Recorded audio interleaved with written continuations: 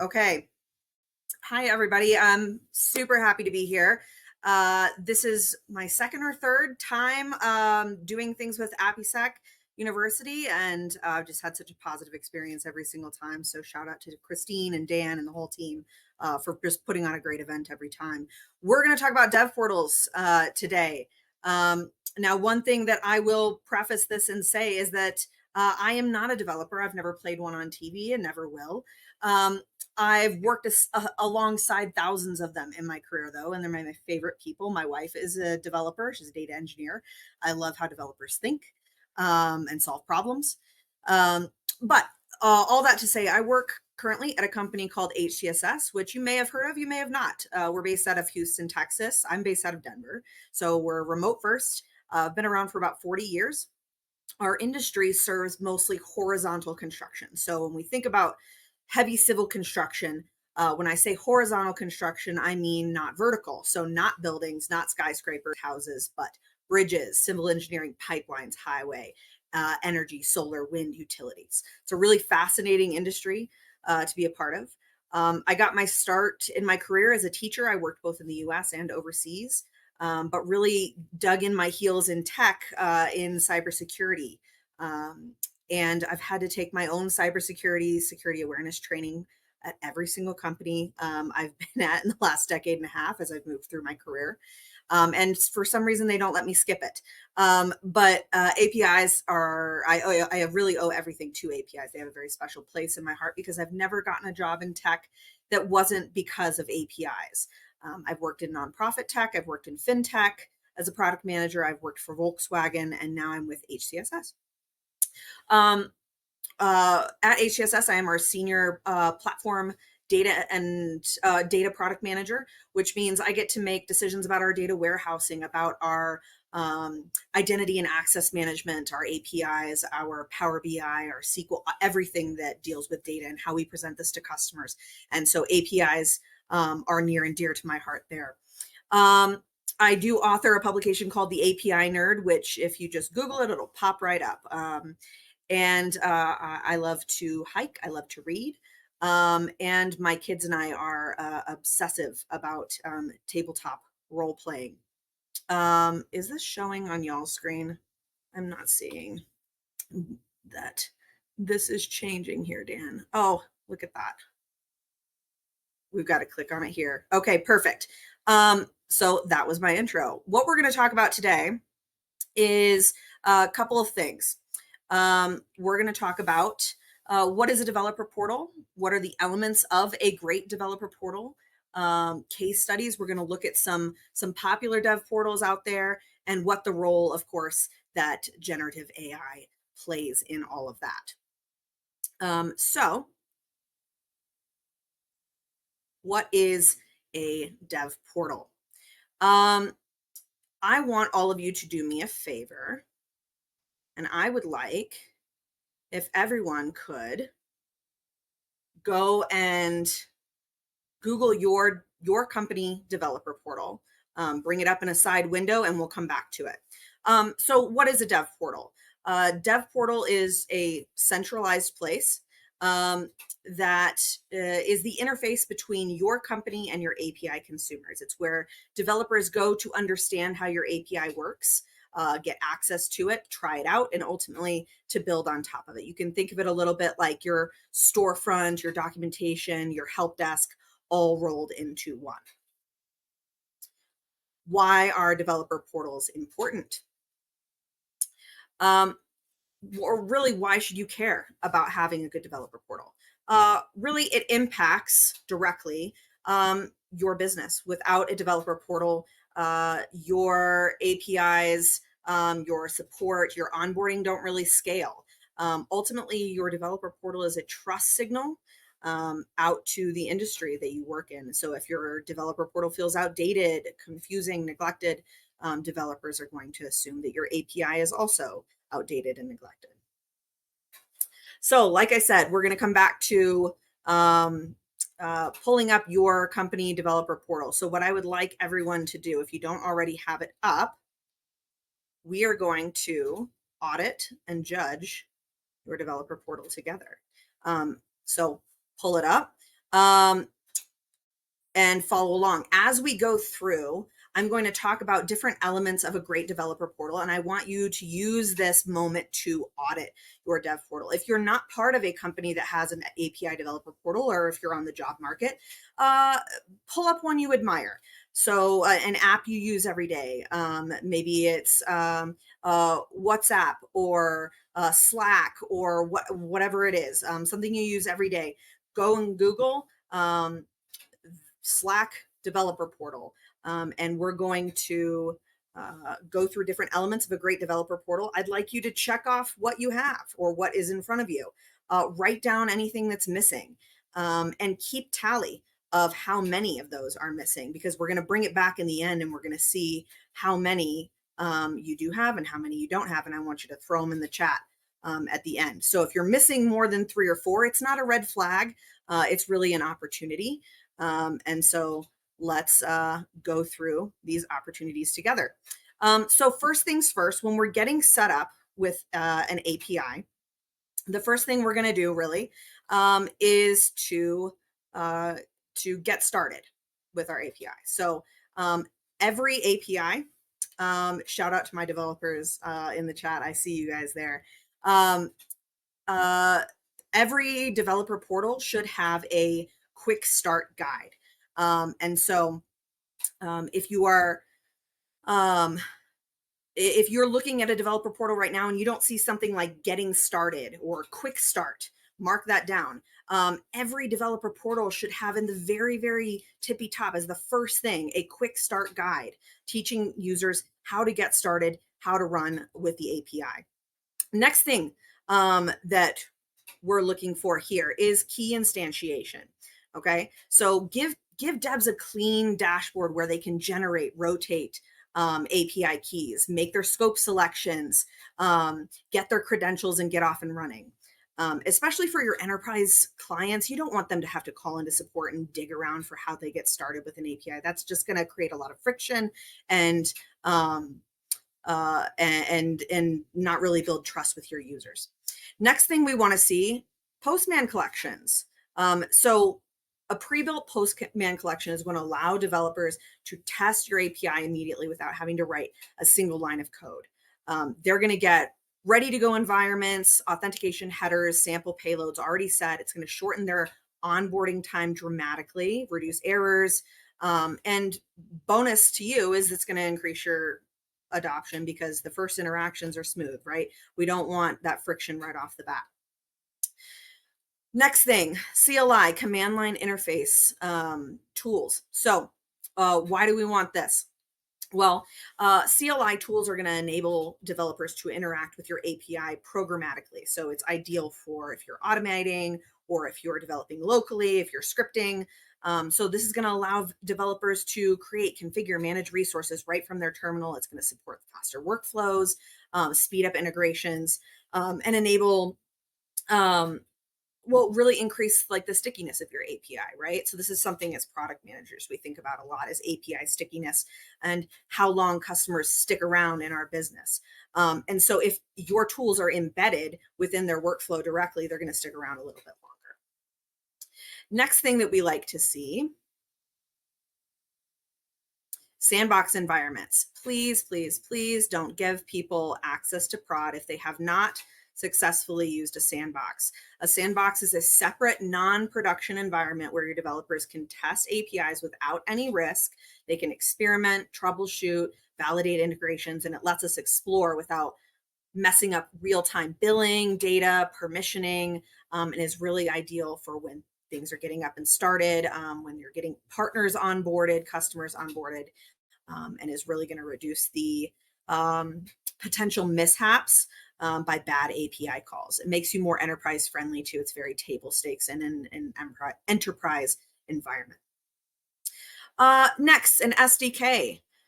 So an SDK is really useful to have in a developer portal because it allows developers to use your API in the language, the programming language that they're already working in. So it abstracts away all those raw HTTP requests, right? So any boilerplate code, they don't have to manually handle things like auth, retries, pagination, data formatting. and it really reduces or increases the speed of our implementation. As a business too, it's going to help reduce the time to integration by encouraging deeper use of your API and endpoints.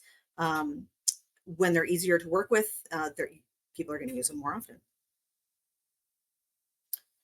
Other things that we're going to look at, documentation essentials. So once we've gotten up and running on our dev portal, we really want to dig into the meat and potatoes of what's available and what we're actually going to be working with, right? So obviously, we're going to need our reference. We talked a little bit before about YAML, Swagger. This is what this is. This is our core reference. Every endpoint needs a method. We need required and optional parameters, requests, responses, status codes, clear explanations of how things work, what they do, why someone would use it, right? Next up, we need to include code snippets, okay? And just a caveat, make these copy and pasteable. Don't make it hard to grab these. These are inline examples of how to call your API from real code. Bonus points if they're language switchable. And then, of course, copy and pasteable. That's also table stakes. We also want to include use cases, all right? This is going to teach people how to work with your API. How do I upload a file? How do I calculate a payroll estimate? How do I pull a cost code? This type of documentation is really going to bridge the gap between the endpoint that you're dealing with and the outcome, the why of what you're using. It's really scenario driven, it's business oriented. And when you're thinking in terms of the type of users that come to use an API, you've got two, okay? You've got procedural users and conceptual users. Procedural users being more developers, and conceptual users being people like a CTO, a CIO, a business owner who's saying, can I even integrate with them? What's the purpose of this? What's the use case? Other things we want to do and include diagrams, right? So whether it is an authentication workflow, a data pipeline, webhook event lifecycle, diagrams are really going to help us convey structure and flow in ways that text can't. We're visual people. And so visually, we want to be able to explain why things are the way they are, how things work. Resource descriptions. Explain your corporate lingo, basically. Project, ticket, customer, batch job. These things are going to mean something in the API, and you need to clearly define what those are to help prevent confusion. Next up, we've got request examples. Teach people how to use your API. Show them what a well-formed request looks like. This is going to eliminate a lot of guesswork in your payload structure, formatting, headers. It's going to speed up integration time. Bonus points if you include sample headers and a full body with required and optional fields that are clearly marked inside there. Also, response examples, okay? This is going to help debug. Developers need to know what kind of data your API is going to return before they can build around it, right? So that way they can structure their front-end code accordingly. It can help with data modeling, with validation, and really define what success and error looks like, and ensure that things are parsed correctly downstream and make your API feel more predictable. Case studies as well. This is going to bridge the gap between how it works and why it matters, right? So if you're providing a clear point of reference and inspiration for, hey, other people have solved these problems, this proves that your API works. It builds trust that this is more than just documentation. This is more than just theory. It's backed by working examples. This is, I would hope we would include endpoints and methods, but you'd be surprised. Include endpoints and their methods, their HTTP methods. This is the map, the foundational index to your API that tells developers what's available, how to interact with it, give a clear overview of its capabilities, help people find what they're looking for. And bonus points if you group it alphabetically and make it easier to find. Parameters too. Boundaries are sexy, guys. Boundaries are super sexy. So tell people how to use your API. Without clear parameters in your documentation, your API may as well just be a black box. There is a value to providing parameters to developers. It lets us customize requests, filters, pagination, sorting. It helps debug so we can see what causes failures, and really sets the expectation of like, hey, this is how it's supposed to work, and clarifies things for all developers, be it third party or in-house. Next category up, when we're talking about uh, uh, an API developer portal, make things easily findable, right? If your portal has somewhere to 400 endpoints and no search, that's no bueno. A good search is going to be crucial to increase your engagement, reduce your support load. It's going to cut down on the noise with all your developers, and so people aren't constantly emailing them trying to figure things out. Add a search bar, guys. It'll save you time. Try it out functionality. Let me tell you, I've been in an organization before that we were switching API vendors for our dev portal, and we did not go with one specifically because it didn't have a try it out button. This is the fastest way to go from reading about an API to trying it out and doing things with the API. So this is going to let you test endpoints directly in your browser. No Postman, no local setup. Lowering the barrier to entry, really giving a safe space to experiment. It's going to give you immediate feedback too, helping you understand API response structure and behavior, and really serves as the tool to introduce like, hey, this is how an API endpoint should behave. Another one, FAQ. Let people know that they're not the first person to have this thought, right? Whether it be around errors or time zone handling, here's where you cut down on a lot of your support escalations, just by teaching people how things have worked out in the past. Another thing, support. Show people that human route, right? Developers are going to get stuck. You're going to need to give them a way to reach out to someone, whether that's live chat, community forum, ticket, form, whatever. You're going to need a human in the loop at some point. And so give people that way to contact your organization. Another thing, bonus points. If you have API logs and can actually show people what their API activity is, what the call succeeded, what failed, what payload was. This is going to be essential for debugging and monitoring your API. Error descriptions. Oh man. I have been in an organization that did not document their error descriptions. And boy, let me tell you, debugging was this was one of the first things we tackled. Giving a 400 code is not enough. You need to explain why. So that, and even point back to the relevant docs if necessary. Explain what happened, why it happened. All right, now getting into governance and metrics. API status. So we're all familiar with status pages, right? I visited Microsoft's yesterday because there was an Entra outage. But show your uptime. This kind of transparency matters. A public-facing status page is going to earn developer trust and really reduce the number of support tickets when you are experiencing an outage. So very important to have. Another thing, alerts.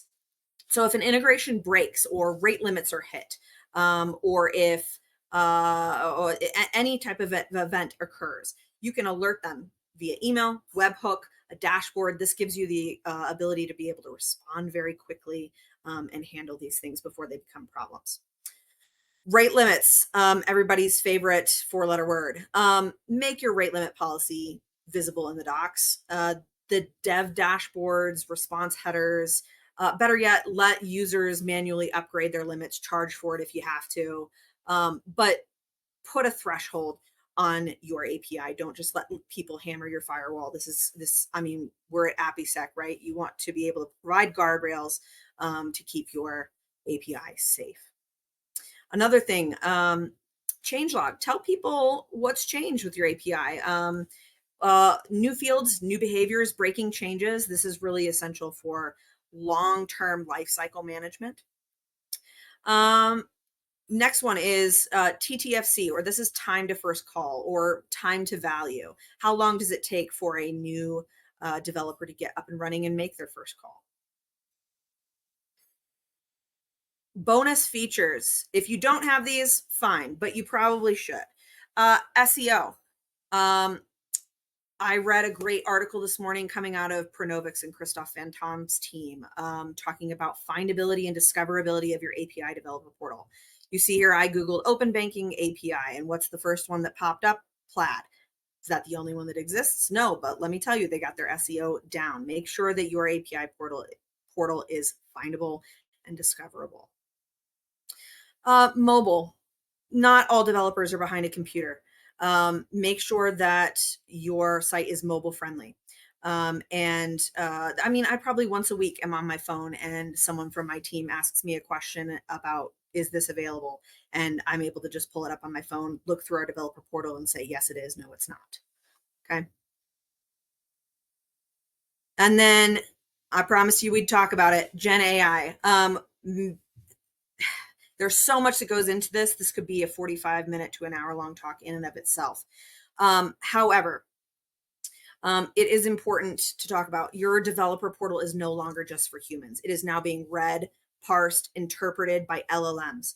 AI assistants can summarize your docs, suggest code, troubleshoot errors. If your content is structured well, semantically rich, then that's all the more power to you. But developers are constantly increasingly asked to ask instead of search. So if your portal isn't optimized for that, then you're either going to go elsewhere or you're going to get incomplete answers. So structured AI readable docs that enable agentic workflows. This screenshot is off of one of my favorite tools out there from Treble. Their API assistant is named Alfred. And really, if you want to get your dev portal ready, you need to be designing for GenAI. AI first design and API first design in your dev portal is going to future proof a lot of things for your users. So write for semantic clarity, and you're going to be better off. All right, I want to know, drop it in the chat if you can. How many do you have? How many are you missing on the site that you were looking through?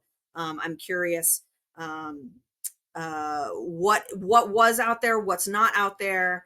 How many elements were you missing? What surprised you the most? And what are your next steps? I would suggest you share these notes with your team. Start a conversation with someone in your organization that's in developer relations or product. Create a backlog ticket, maybe steal from a portal you admire with love, of course. And don't just leave it in your notes. Turn these insights into actions and make sure that the developer experiences aren't just a feature, but they turn into products that are usable, that are actionable, and make a difference out there in your dev portals. Okay, we got a couple more things to talk about here. Let's go over and talk about a couple of great dev portals. I'm gonna speed through these for time. Stripe is one that a lot of times we hear about as the API darling of the world. You'll hear a lot of Stripe-like documentation. One of the most well-known developer portals in the world, and for good reason. They have very clear use cases, interactive docs, very strong documented governance, changelog, and versioning. Another one is Twilio.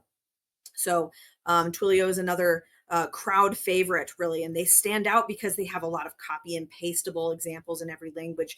Their use case documentation is extremely extensive, and they have a very large developer community.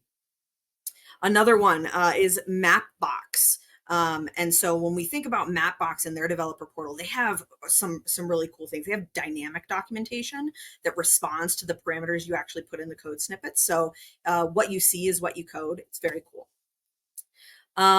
Can't go far without shouting out my guys on the call as well. I consider our HCSS developer portal as one of the top tier developer portals that I've seen out there as well. Thanks to my Crackerjack team. Have to plug them out there because we are in an industry that is rapidly catching up to fintech, to telecommunications, and they've come a long way. And I'm very proud of how they've centralized a lot of our access for our products. They've built AI co-pilots. We've defined our security very firmly. We've invested in a lot of governance tooling, changelog, deprecation, and versioning policy, and really been API and AI ready in how we build our products. Lastly, up here too, we've got Spotify, and Spotify is a good one because they're incredibly focused on resource documentation. They have a lot of strong OAuth walkthroughs, interactive examples that are pulled from live preview. So those are just some of my favorites out there. I could talk to anybody on this call about a lot of these things, but I'll wrap it up here. There you can get a hold of me. Let me scroll. I don't know how to slide through this, Dan, to the end. Oh, there's a I can help you out. I've There got we go. so many here, man. Here you go. If you'd like to connect with me, I'd love to connect with you as well. Michaela Halliwell on LinkedIn, or you could go on my website, mhallywell.com, or visit my publication, The API Nerd. Happy to connect with any of you.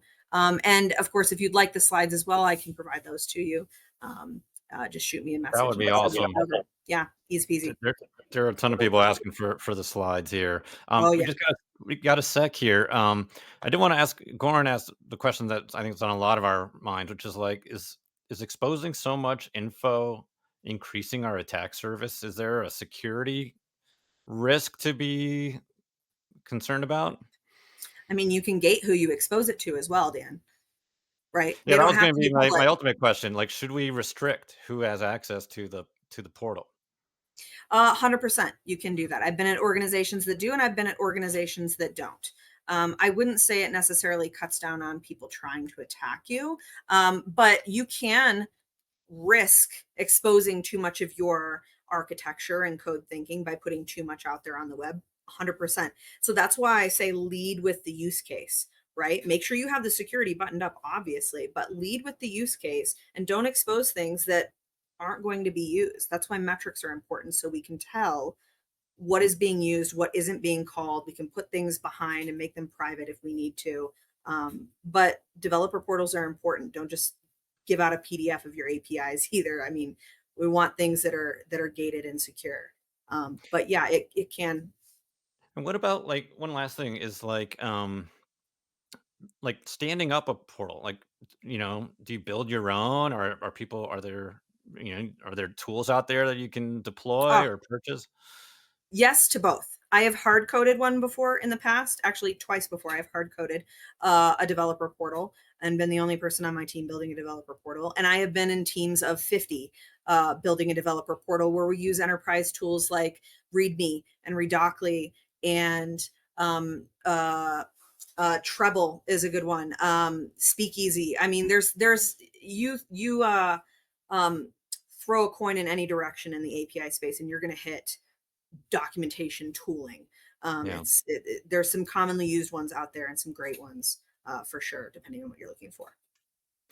Right on. Well, we'll wrap up there, Michaela. Thank you so much as always for sharing your wisdom and Always a insight. pleasure.